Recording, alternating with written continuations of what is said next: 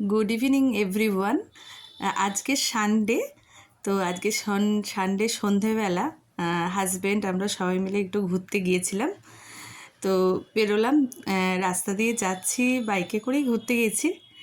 আমার ছেলে তো যথারীতি খুবই খুশি, একদম বাইকের সামনে বাবার সঙ্গে বসেছে, বসেই যাচ্ছে।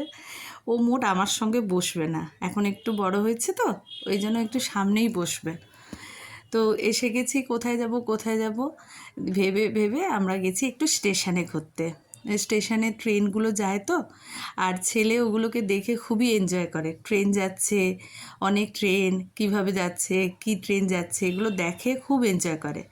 তো স্টেশনে ঢুকে গেছি, ওখানে তো ছুটোছুটি করছে। আর ওখানে স্টেশনে একটা দোকান আছে, আমাদের মনে হলো সন্ধেবেলা চলো একটু মশলা মুড়ি খাওয়া যাক বলে ওখান থেকে মশলা মুড়ি নিয়েছি, নিয়ে এই যে খাচ্ছি। মশলা মুড়ি অল্পই, বেশি নেইনি, অল্প একটুখানি নিয়েছি, নিয়ে খাচ্ছি। আর আমার ছেলেও যখন আমরা খাবো তখন তাকেও একটু খেতে হবে। সেও এখন বাইরের খাবার খেতে শিখেছে। একটু মুড়ি দিয়েছি, দেখুন না ক্যামেরার সামনে কীরকম করে আমাকে দেখিয়ে দেখিয়ে এবং খাচ্ছে।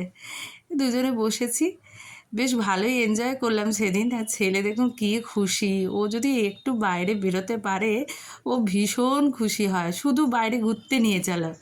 আর ক্যামেরা এখন বেশ, ক্যামেরা চালালে এখন এরকম পোজ দেবে, দেখবে, এটা বুঝতে পারে।